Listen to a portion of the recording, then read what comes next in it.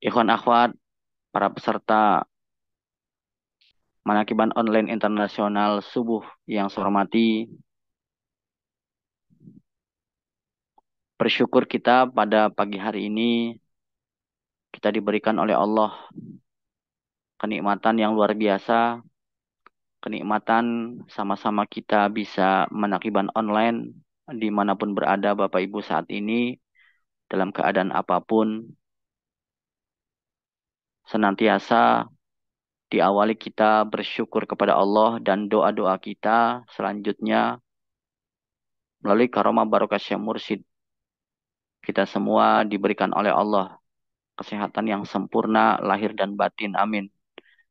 Diberikan oleh Allah rezeki yang berlimpah, baik rezeki yang sifatnya finansial dan non-finansial, yang materi dan bukan materi, kebahagiaan dan lain-lain. Hajat yang baik dikabul oleh Allah, dijauhkan dari malapetaka mara bahaya, dimudahkan urusan-urusan kita seharian ini dan seterusnya. Anak-anak kita, keluarga kita diberikan keluarga yang baik, yang soleh-solehah, dan juga kita semua diistiqomahkan berpegang teguh kepada usul daripada agama yaitu iman, Islam dan ihsan melalui bimbingan karomah Syekh Mursyid Abu Awas Al-Fatihah. A'udzu billahi minasyaitonir rajim. Bismillahirrahmanirrahim. Alhamdulillah rabbil alamin. Arrahmanir rahim. Maliki yaumiddin. Iyyaka na'budu wa iyyaka nasta'in. Ihdinas siratal mustaqim. Siratal ladzina an'amta 'alaihim ghairil maghdubi 'alaihim waladdallin. Amin. Bapak Ibu, ikhwan akhwat, para pecinta kesucian jiwa, di pagi hari ini tidak ada kata yang lebih indah selain kita bersyukur kepada Allah Subhanahu wa taala. Abah mengajarkan kita terus bersyukur, berterima kasih. Berterima kasih kepada Allah, berterima kasih kepada guru kita utamanya Syekh Mursyid Abu Awas. Berterima kasih kepada alam, berterima kasih kepada pasangan kita, pada keluarga kita, teman-teman kita, sahabat kita, sesama ikhwan. Berterima kasih. Kalau kita ditanya berterima kasih untuk apa? Banyak sekali kalau kita catat, kita tulis, terima kasih kita untuk apa? Tentu adalah terima kasih segala-galanya. Jadi terima kasih ini adalah kata yang indah. Bersyukur ini adalah satu teknik yang luar biasa untuk menenangkan hati kita, menenangkan pikiran kita, membahagiakan hati kita, agar kita qanaah, agar kita tidak overthinking, agar kita tidak panas, tidak kita selalu berpikir di atas lebih kita dan akhirnya menjadi kita gelisah. Dan akhirnya kita menerima ketentuan Allah, apa yang kita lakukan, kita dapatkan hari ini. Inilah bersyukur. Dan yang luar biasa, bersyukur adalah kita bersyukur mendapatkan usul daripada agama, yaitu ditetapkan iman, Islam, dan ihsan.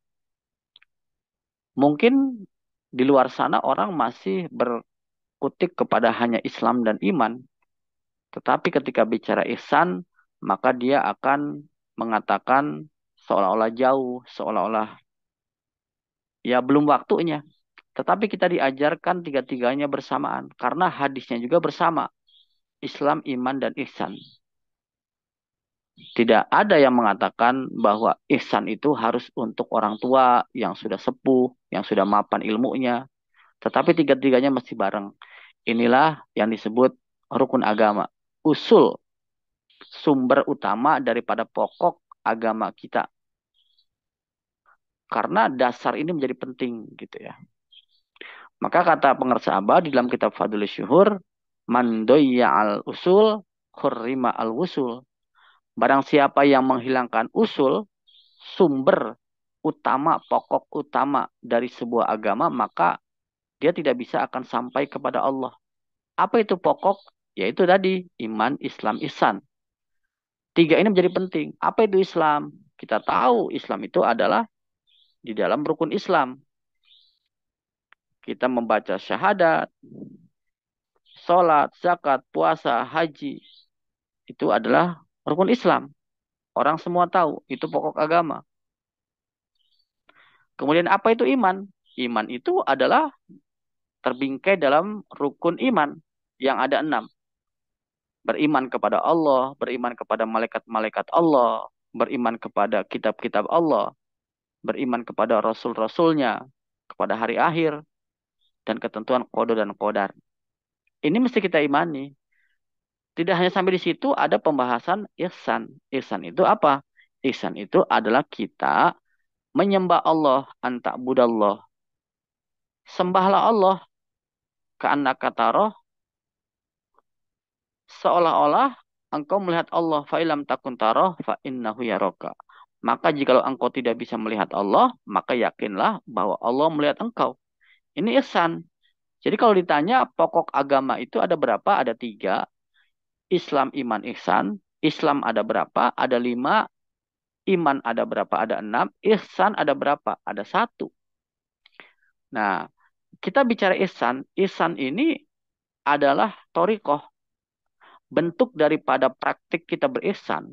Diajarkan guru kita adalah bertorikoh. Adalah bertasawuf. Adalah berzikir kepada Allah. Karena kita tidak bisa melihat Allah. Kita mesti menyembah Allah, tetapi yang kita sembah tidak kelihatan. Maka dikatakan di sini, yakinlah bahwa ketika engkau menyembah Allah dan engkau tidak bisa melihat Allah, yakinlah Allah melihat engkau, merasa diawasi. Inilah ihsan, sebuah kesaksian, sebuah bentuk keyakinan kita kepada Tuhan, kepada Allah, bahwa kita dengan tidak melihatnya, kita betul-betul mesti menyembahnya, meyakinkan di dalam hati kita. Nah, maka sumber daripada ihsan apa? Ya tadi, kita bertasawuf, bertorikoh melalui alatnya. Apa alatnya? Alatnya adalah hati, kolbu. Karena kolbu ini, hati ini alat untuk kita berihsan. Abah mengatakan wa annal kolba aslun wal baki tabi'un lahu. Sesungguhnya hati itu pokoknya, utamanya, dan sisanya anggota badan kita ini adalah pengikut daripada hati. Kalau kita belajar ilmu tauhid, kita belajar ilmu Islam, mungkin kita bisa menggunakan intelektual kita, menggunakan perilaku kita, tetapi mempelajari ihsan itu mesti dengan hati. Karena apa? Karena tadi bentuk keyakinan, belief, keyakinan itu adanya di mana? Adanya di hati, bukan di akal. Kalau kita berbicara tentang menganalisis dengan akal kita, mungkin ketemu keyakinan itu, tapi panjang ceritanya. Kalaupun panjang ceritanya, kalaupun ketemu, maka yang terjadi kadang menjadi terus berkembang dan akhirnya kita lama sampai kepada Allah. Tapi hati ini usul. Nah, maka talqin zikir ini adalah ihsan. Sebentar saja kita merasakan hati kita, ihsan itu. Jadi ihsan itu dengan zauk, dengan rasa gitu. Dengan talqin zikir hanya beberapa detik saja, beberapa saat saja, maka merasakan itulah ihsan gitu. Nah, maka pengersa Abah mengatakan orang tidak akan terjadi Islam juga ataupun iman kalau tidak ada zikir. Karena arkanul Islam asasuha az-zikru, kata Abah. Rukun Islam itu dasarnya adalah zikir. Famala zikrolahu la arkanal Islam. Barang siapa yang tidak berzikir, maka tidak ada rukun Islam. Maka Abah ketika memberikan talqin zikir kepada kita semua, kalimat pertamanya adalah niatkan kita udkhulu fis silmi kafah. Masuk ke dalam Islam dalam keadaan kafah. Kita niat masuk Islam. Itulah talqin zikir karena kita berrukun Islam. Demikian juga berbicara tentang uh, iman. Iman tidak akan pernah terjadi. Kecuali apa? Kecuali dengan zauk, kata Abah. Merasakan langsung tadi. Abah mengatakan bahwa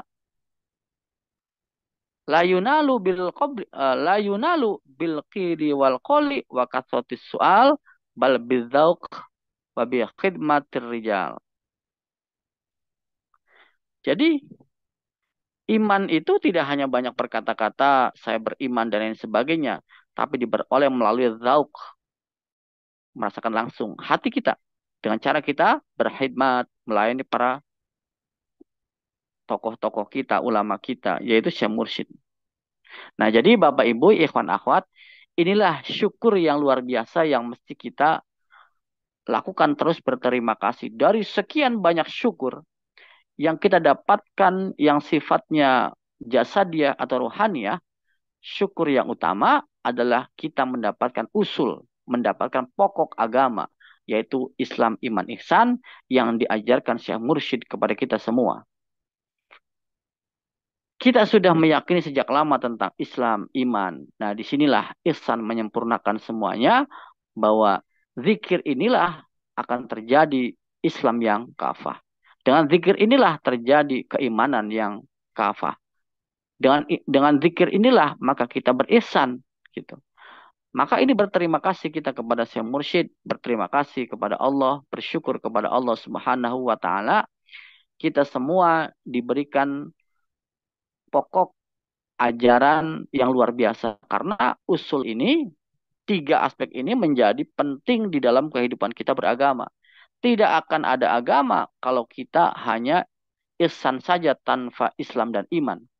Tidak kita bisa beragama kalau kita hanya Islam saja. Kita mengetahui rukun Islam saja atau rukun iman saja, tapi kita tidak bertasawuf, tidak berihsan. Atau kita hanya bertauhid saja, kita hanya beriman saja tanpa Islam, tanpa ihsan pun tidak. Tiga-tiganya mesti sama, karena hadis Sayyidina Umar ini, melalui hadis Sayyidina Umar ini, tiga-tiganya kita mesti sama, yaitu Islam, iman, ihsan. Seperti tripod. Tripod yang kita lihat.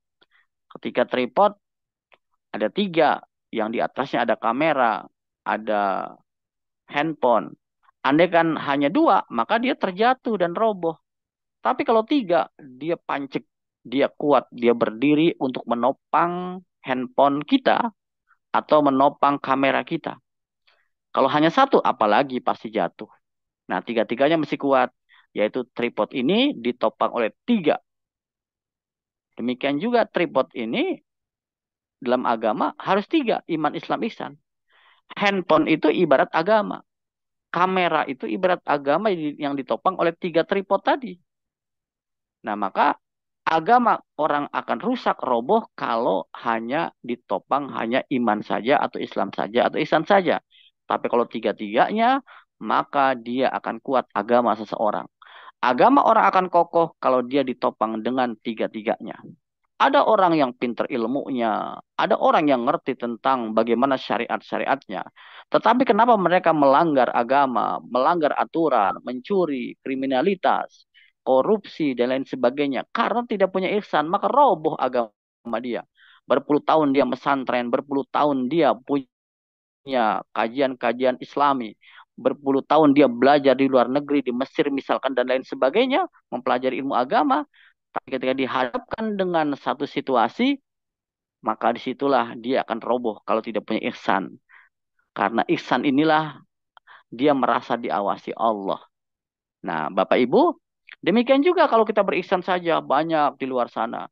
Hanya orang, yang penting bertasawuf, yang penting ingat kepada Allah. Dia tidak sholat, tidak zakat, tidak puasa. Roboh juga. Kenapa? Karena dia hanya mengandalkan eling kepada Allah.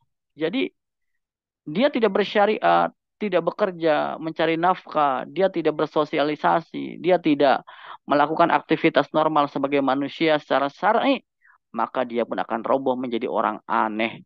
Dia ke gunung, dia bertapa, dia hanya kontemplasi, dia menjauhkan duniawi.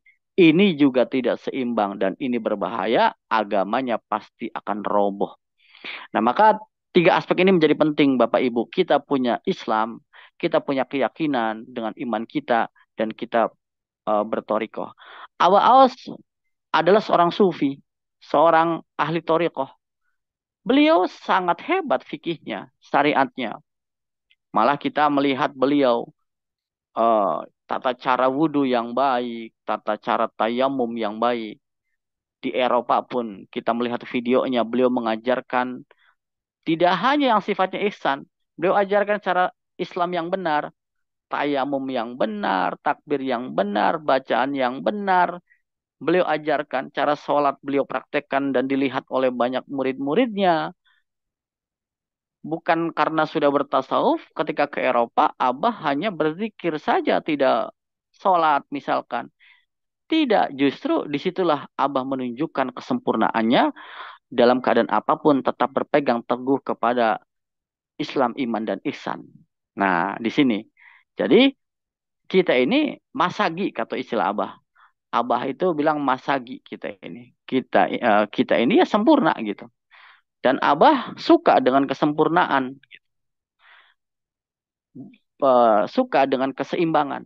Artinya jangan sampai kita ngebatin terus, ngelangit terus. Ada saatnya kita mendunia gitu.